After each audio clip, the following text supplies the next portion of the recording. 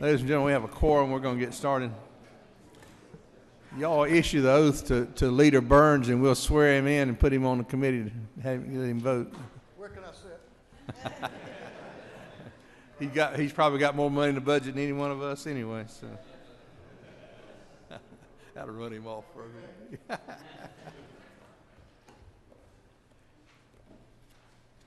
Where is the agenda? You got an agenda?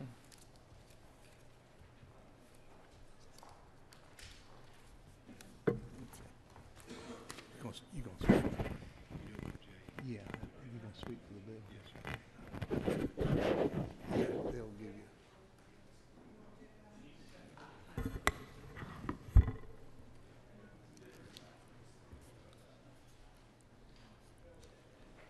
Okay, first thing, we're going to call up H.R. 238.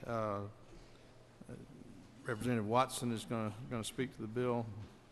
Senator Gooch should be here too, pretty quick as well. Senator Watson, Representative Watson, come on up. Thank you, Mr. Chairman. It's good to be here. Good morning, everybody. Today I'm bringing to you H.R. 238. And before I get into the constitutional amendment of this, this is going to be called the Georgia Outdoor Stewardship Act. And I've been asked, why are we doing this? And I told my colleagues in the House that as Georgia continues to be the #1 state in the nation to do business, we've got to protect all of our natural resources and our wildlife, and that is the main purpose of this bill. But also, we're behind our friends in the South as far as spending goes to our natural resources. So that's another reason why we're doing this. I've also got a survey here that shows that most Georgians would supporting our natural resources. And also, I know most of you get one of these right here that GMA puts out.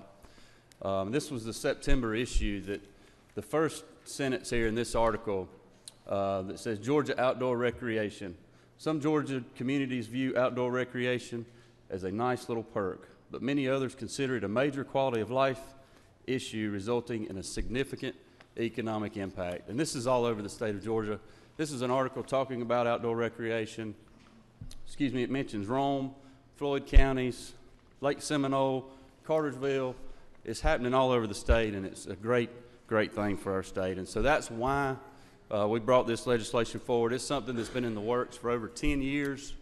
Our groups that look after those resources have been actively working on this piece of legislation for a long time, and we hope that you will consider it.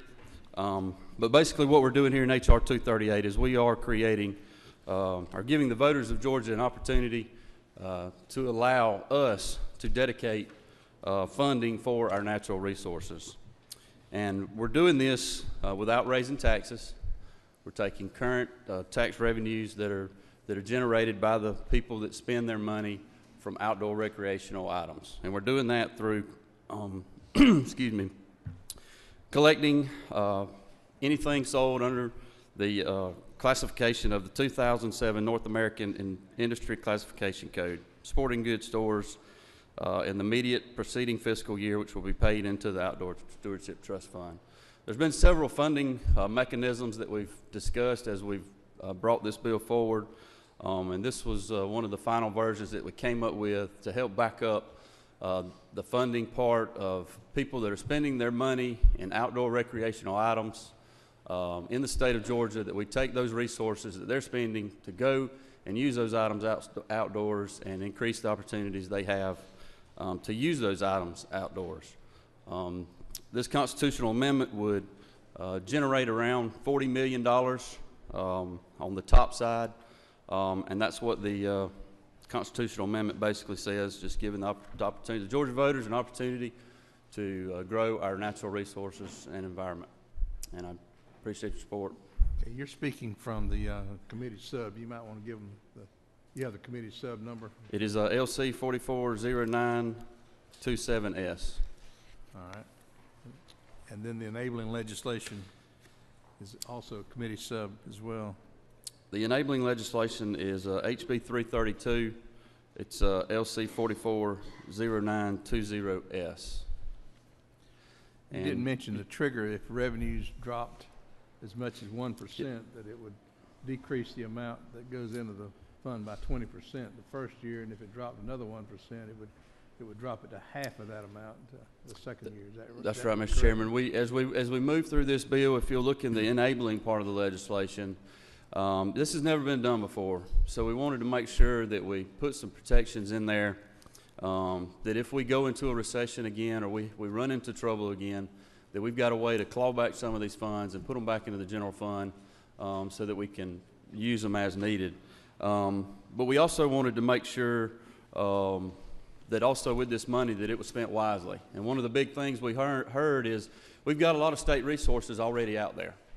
And a lot of them need upgrading and renovating. So one of the goals in this was to make sure that we take care of what we've got on the books first.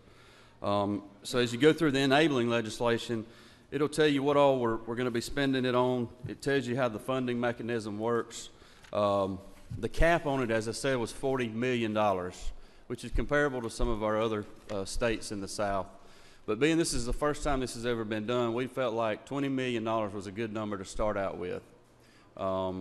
With the General Assembly having the ability to raise and lower that number as we move through the process and see the benefits of this piece of legislation. And as the chairman said, there's a trigger in the legislation that if we need to claw back the funds that we can do that. But we'll be spending it to support state parks and state trails, local parks and state trails, local parks and trails, stewardship of our land, protection of our wildlife, protection of our military bases. Locals have access to the funds. There'll be a board of trustees that'll receive the initial applications from local governments, from state governments, for whoever's applying for those resources. And then they will work in coordination with the Department of Natural Resources. Once they approve, the final sign-off will come through the general appropriations of this body for final sign-off to make sure that these are the correct ways that we are spending this money. And then GFA will be the final executor of those proceeds. We wanted to make sure that we had lots of checks and balances. I know it sounds like a lot, but as I said, this is the first time it's been done. It's very important. We want to make sure that the money goes where it needs to go. There's also a provision, I believe, in there concerning local governments or local counties that are affected by the loss of acreage that you might want to touch on as well. That's right, Mr. Chairman, and that was a great add by this body and with help of this committee to make sure that we have some situations, I think, where that is happening in the state. So we wanted to be able to have that ability to make them back whole if necessary. And so that is in the bill as well, toward the back of the last page of the bill, actually, to where we can pay to help make up for that if that arises. And I think that is also already in tax code. There is a procedure in place for that currently in tax code. But this is a phenomenal piece of legislation that we've been working on, as I said, for a long time. All of our friends that support the environment have worked diligently on this, and you know, and the last thing, Mr. Chairman, I'll just say, you know, I told our colleagues in the House that, you know, as representatives and senators here, to as we work diligently on this, you know, our goal here should be to not only look out for others, but which this will do. You know, we're not here to work for ourselves, but for others, and this bill will do that, and it will make sure that we protect our natural resources for our children, our grandchildren, and those yet to come. And I just appreciate your support. Okay, questions from the committee? See a light of 2 on, I'm not sure. Frank, is that your light on? Okay, hey, say it again. Thank you, Mr. Chairman. At the appropriate time, I'd love to make a motion for this. Senator Tate. Thank you, Mr. Chairman. I have a very simple question, and nothing is simple, but Can we clarify what outdoor recreational items are? I was stuck on your first bill, and I finally made it over to not the amendment, but the actual bill, and I think I have come to that answer. I think it's a wonderful bill, and I thank you so much for bringing it, but I just want to have an idea, a better idea of what we are calling outdoor recreational items. Well, the funds will be generated from that classification code, the 2007 North American Industry Classification Code, which my understanding is pretty much all outdoor items, whether it be soccer balls or hunting equipment, anything under that specific classification code will be where those funds are generated. Okay, so in that we are including, if I can say further, you answered it by saying soccer wear or soccer things, but can you do a little more than soccer? Because I think you're going a little further than that with what you're saying. Ms. Melody Debussy was one of the ones who helped us research this and found this this code in dealing with Commissioner Riley. I'm going to let her talk a minute about what all was included in that category. She may be a little more knowledgeable about it. Thank you, Mr. Chair. It basically, as I remember, was stores that report in under that category, which won't be every store that sells sporting goods. It won't be all sporting goods, but it is a major player in the category. Generates, according to the Department of Revenue, both local and state, generates about $80 million a year in that one category. And that's because that amount matched up what the goal was. That turned out to be an easily identifiable source. But Melody, you want to expand on that?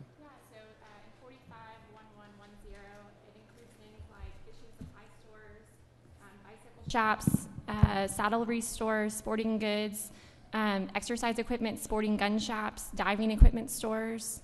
So it's a classification that includes a lot of retail that would sell the types of equipment that you would use in an outdoor recreation space. Okay, other questions from the committee? Yeah, Senator Ligon. Thank you, Mr. Chairman. Just to confirm, some of the projects that might qualify for this may include restoration of natural resources areas that have been damaged. Would that be correct?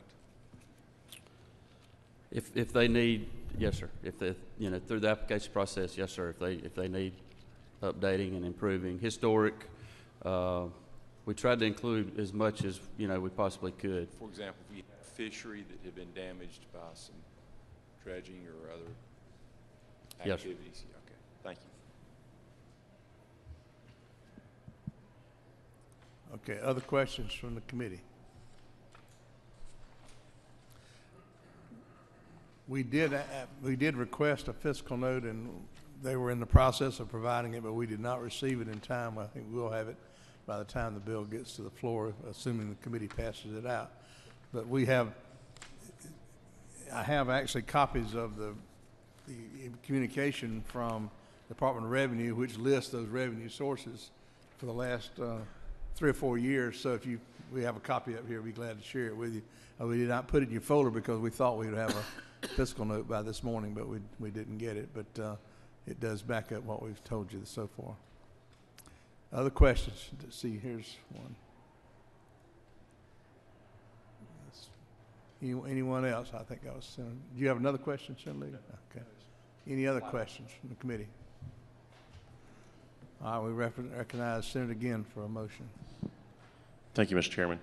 Mr. Chairman, I move do pass on substitute HR 238 LC 440927S. Okay.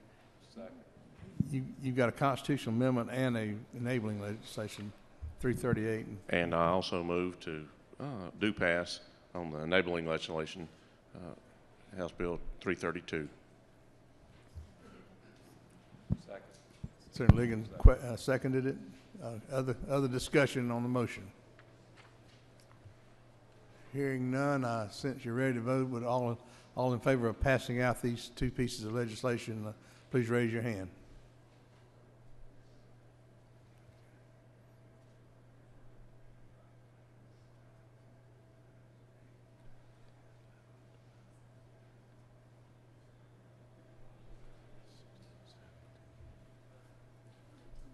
18, okay.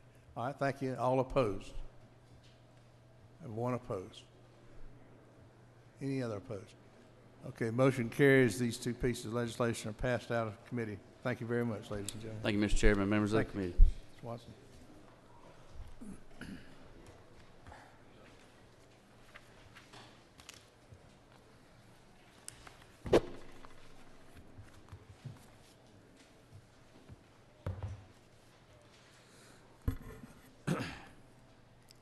This time we'll call up House Bill 684, the FY 2019 general budget. Let me just take a moment and recognize the, the subcommittee chairs, the Senate Budget and Evaluation Office, Melody Debussy and her staff, Lieutenant Governor and his staff, the President Pro Tem, his staff, and the Majority Leader and his staff, all of whom have worked diligently and under some pressure because of the short amount of time we had in order to pass this budget out. Not that it was anyone's fault, it just was a result of the way this session has gone. So we had a lot to do in about a week to do it, and I appreciate very much everybody's dedication to getting it done. And also all happened at the same time after crossover day, when there's certainly a lot to do in working on House bills as well. So I appreciate that very much, and we've produced a budget that I think that you can be proud of. This FY 2019 general budget totals just a hair over $26 billion, and that's an increase of a little over $1 billion from the FY 18 budget as well. But it's only a 2.44% state fund growth, or 3.26 tax revenue growth over the previous year. So it's a very conservative budget. It includes $1.83 billion in motor fuel taxes. That's an increase of $31.6 million, but it's a grand total, when you add all the fees and everything in there, of a little over $2 billion that will be spent on transportation needs in the state this year. The budget includes $1.2 billion in lottery proceeds. As far as I can tell, that's the highest amount of lottery proceeds that we've ever appropriated. And that's an increase over last year of some $70.5 million. As an aside, there's also a little under $15 billion in federal funds in the total funds budget that now totals $46.5 billion. So we're a $46.5 billion operation when everything is considered. We believe that we're using the state budget to address many of the important needs of our state. I thought this morning I would approach it from that angle and list some of the issues of the day and how this budget addresses those issues. And I certainly I'll try to make it clear whether it's a Governor, House, and Senate agree, or whether it's a Senate initiative. But I will tell you this, there are many agrees in here between the Governor and the House and the Senate, and there are many agrees between the House and the Senate as well. So I think it's a budget that we can all be proud of, and I hope that you'll take some time to become familiar with it. One of the top issues of the day is opioid abuse, and it's considered to be at a crisis level in our country. This budget, I think, meets some of the needs that are brought on by this crisis. For example, item 56.1, and I'll go by numbers, so if you want to look it up, you can, as Casey Stengel used to say, you can look it up. 56.1 is a $4 million appropriation to the Department of Behavioral Health that creates a substance abuse and recovery block grant program. And I want to thank Senator Underman for her work on that program.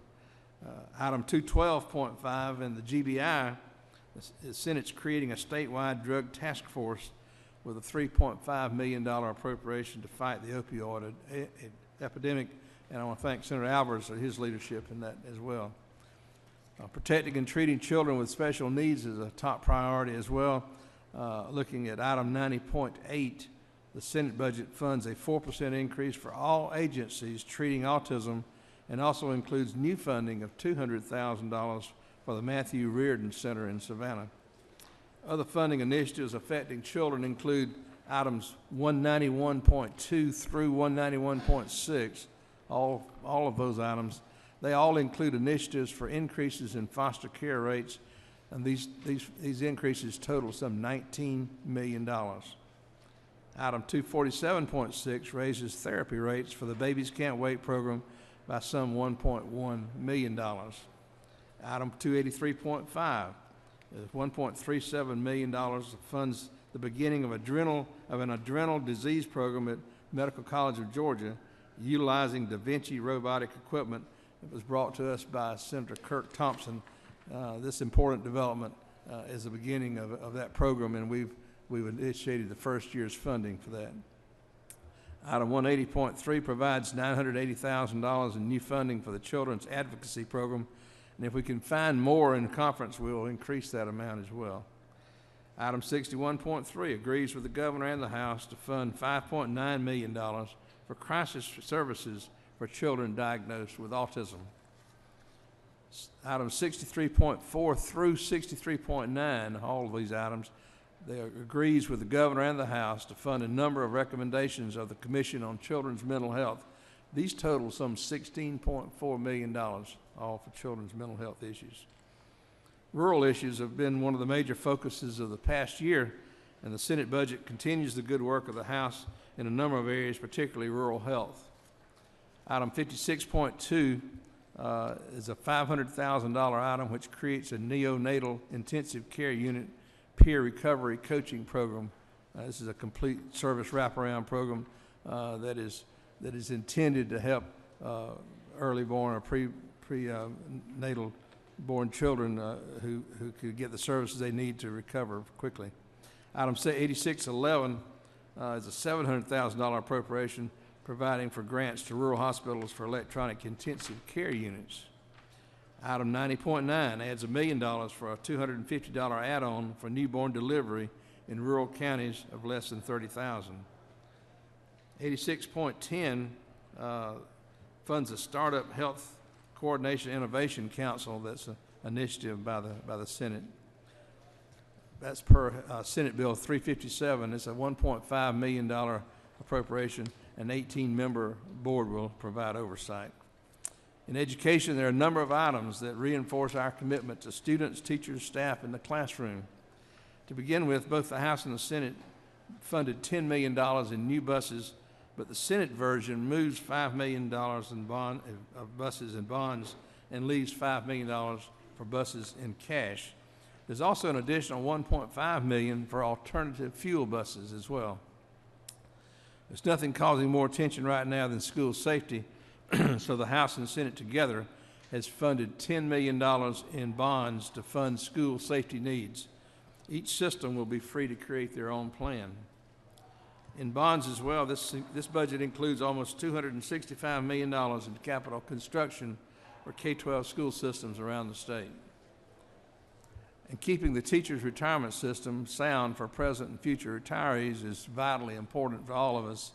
So the Governor, the House, and the Senate have included in the 2019 budget $361 million to keep the TRS sound and well funded. Mental health issues in our care and treatment of our citizens with developmental disabilities continues to be very important to our Governor, the House, and the Senate. Item 59.4 is meeting a statewide shortage. The House and Senate together are establishing 2 behavioral crisis centers totaling some $6 million. Items 90.10 provides $500,000 to combat infant mortality in poor high-risk babies. It's called pregnancy centering. 94.10, the House and Senate together funded a number of physician residencies and fellowships totaling some $14.2 million. Item 6311 funds $831,000 for development of a statewide mobile app for suicide prevention. The elderly, and I certainly thank Senator Underman for her leadership in this regard. The elderly are always not far from our minds, certainly not from my mind for sure, and there are items in the 2019 state budget that address their needs.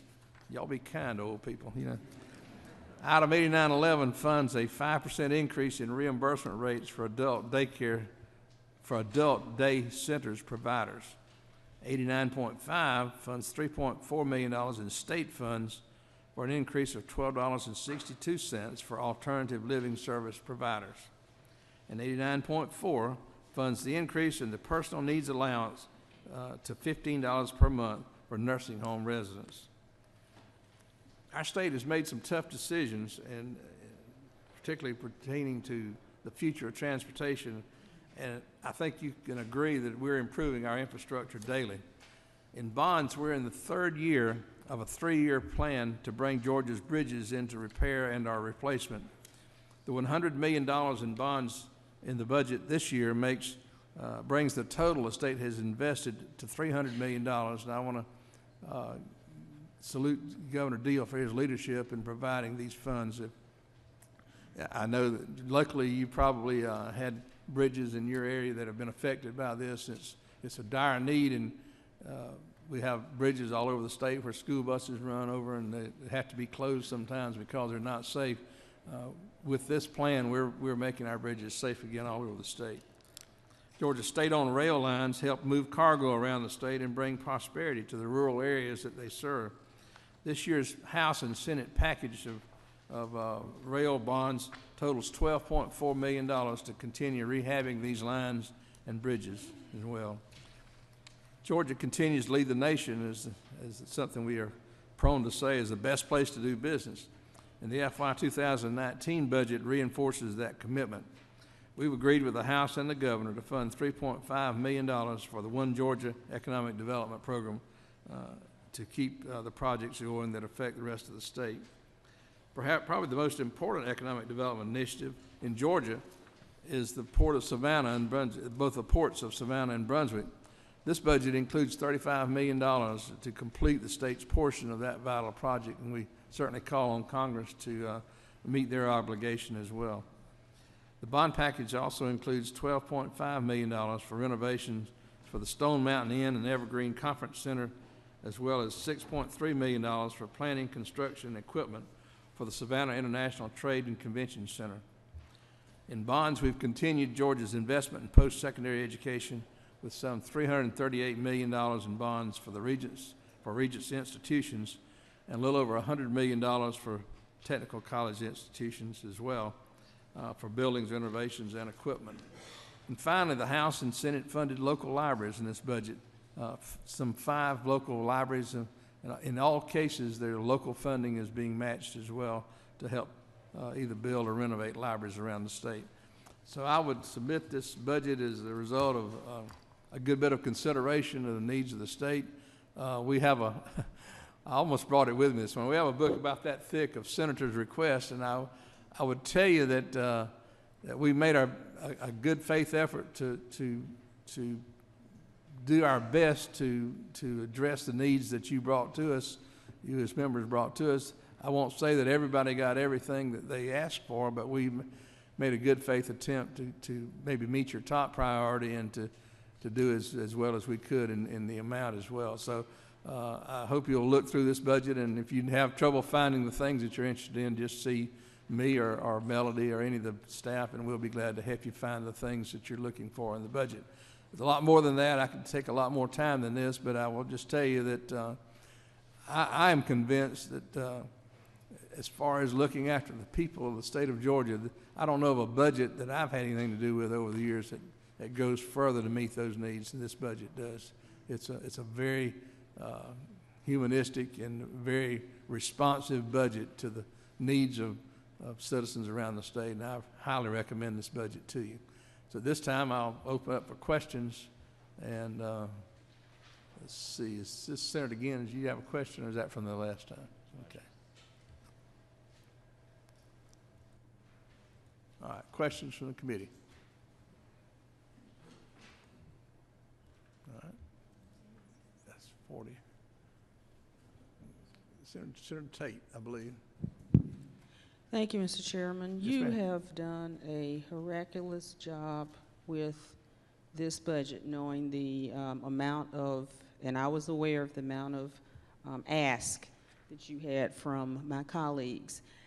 When you were going through, which of course is a concern for me, you didn't mention exactly where, and so that's a question, where the education, an education budget, $10 million for school safety.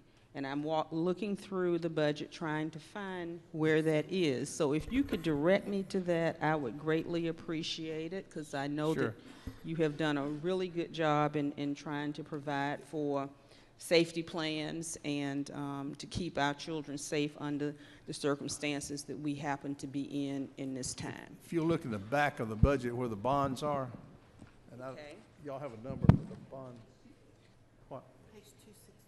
It's page 216. Page 260, okay. 216. 216. What's the bond number? 353.109. 353.109, bond number. Okay. 253? 353. 353, I believe. Okay. Thank you so very much, Mr. Chairman. Thank you, ma'am. Other questions from the committee?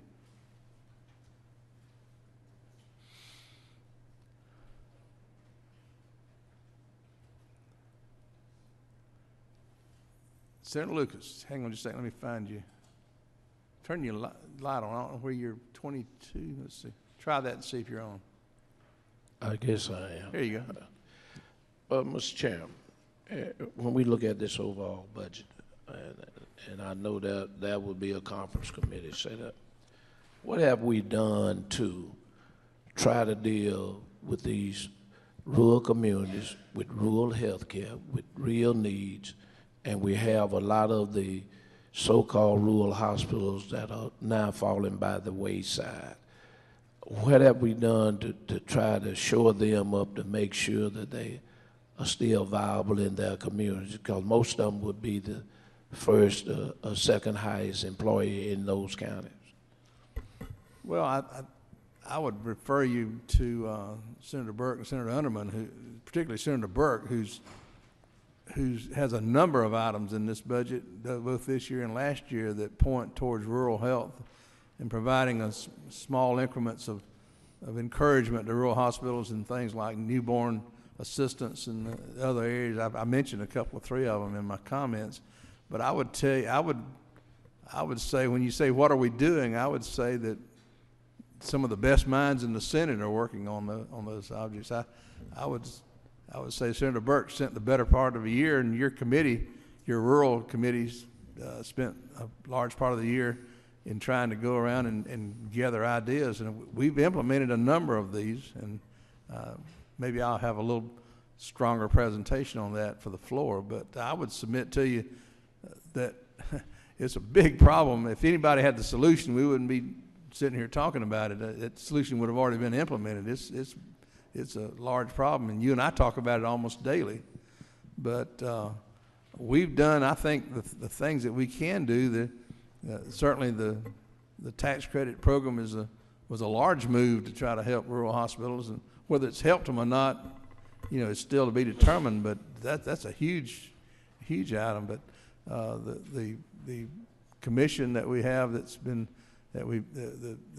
studying the several hospitals and giving some best practices funding for several hospitals has produced some pretty good results. But I'll tell you this, I mean, we're not in a perfect world. We're in a state that has a lot of rural hospitals, but this is a country that has a lot of rural hospitals. And the states that seem to be doing pretty well with rural hospitals have a very high, a very low rate of uninsured, and that makes it easier. But we're in a state that has a fair number of uninsured, so that presents problems in and of itself. But I can tell you this, the members of this committee, and particularly the 2 subcommittee chairs that have worked on these issues, they're doing everything they can within the constraints that we have. We don't have unlimited resources to spend, but we're always looking for good ideas, and a lot of them are in this budget. I would submit that to you, and I'll be glad to maybe list them for you and where you can go through and take a look at them. Senator, what I would ask you when you reach conference, to look at creating a rural health innovation center that will give these failing hospitals the technology and the knowledge of folks writing grants and being able to put deals together that will make them be able to survive through it all. There's not enough money. I know we put in about $3 million, and we have a program where we choose different hospitals and try to use best practices. But part of the problem in a lot of these rural communities, they don't have the staff and other persons who can write grants through the federal government or through the Department of Agriculture to receive money to do various things. And I think that we need an innovation center that will be able to put those kind of things together for them. If you look at item 86.9, you'll see the funding to begin that innovation center that you just mentioned. Other questions from the committee? Senator Mullis. Thank you, Mr. Chairman. Thank you for allowing me to be a part of this great budget here. I'd like to make a motion if that's acceptable. Okay, let me see. Are there any other questions? Do you have, Senator Kennedy, do you have a question, or was that? Quickly, Senator thank you, Mr. Okay, I'm sorry. Chairman. I just wanted to keep in line with the senator from the 38th. I was able to go to 353 and find Clayton State in the budget, so I just wanted to publicly thank you. I was one of those in that big book. Thank you very much. There were several of you. All right, Senator Mullis. Yeah, I'm not sure what book you're talking about, but anyway, I would like to make a motion to pass House Bill 684 as by committee substitute of the Senate. All right. I have a second by Senator Tate. Any other discussion on that motion? Okay, since you're ready to vote, all in favor of passing out 684 by sub, please raise your hand.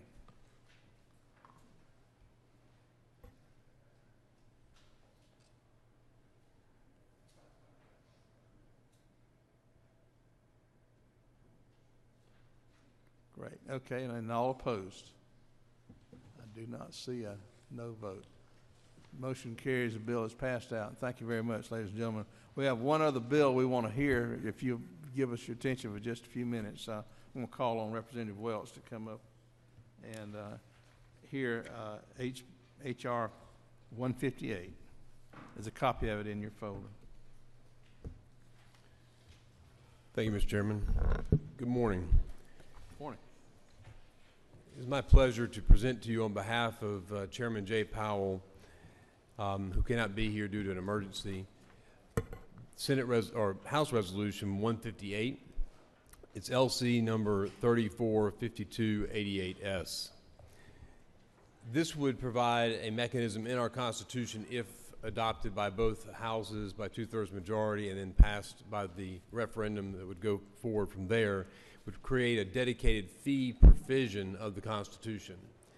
Now, when we talk about dedicated fees, we just heard Representative Watson present to you an amendment that would also create dedicated fees, and we have almost a full alphabetical list in the Constitution of dedicated fees. In doing this, what we would do is carve out a maximum of 1% of the state budget as it was calculated in a year in arrears, a maximum of 1%. So there's a cap on the amount of dedicated fees that this constitutional amendment would allow. We would pass, have the authority, the General Assembly would have the authority to adopt statutes and dedicate those fees, for example, our hazardous waste trust fund or our tire funds that we collect $1 on everyone's tires for tire disposal. It would allow us to dedicate those fees for their intended purpose. We would have to do that by 2/3 majority, so it would require 2/3 majority to pass any such dedication statute by the General Assembly. But it also provides for when we're in times of recession, it has some carve-outs to allow us to have a release valve if we need that revenue to help offset the budget in times of recession. We can adopt resolutions by both houses after the governor has declared a state of financial emergency. We can adopt resolutions by both houses by simple majority just to undedicate those fees for a period of 2 years. This constitutional amendment would give us the ability that we don't have in the Constitution to dedicate fees by statute when we think is appropriate, and without having to go back to the people every election cycle with a new dedicated fee for referendum. That summarizes the bill, Mr. Chairman. We would like to recommend it to you. And just as an example, if we look back on our solid waste trust fund, when we look at comparison of our collections versus appropriations, we can see that we've collected almost $150 million just in that fund, but we've only dedicated for the use of that fund about $88 to $90 million. Now, that's over the entire history of the fund, and I know that in recent years, after coming back from recession, both House and Senate have worked diligently in appropriations to try to appropriate the revenues that have come in from those various dedicated fees, or those non-dedicated fees, sorry, those statutory fees, and put them in the right and appropriate place for their intended purpose. But we do have a history where we have not fully dedicated those monies. This constitutional amendment would allow us to do that by statute. If you have any questions, I'll be happy to take those. Any questions for the author? I don't see any. Thank you very Mr. Chairman. much. Ladies and gentlemen, this meeting is adjourned. Thank you very much.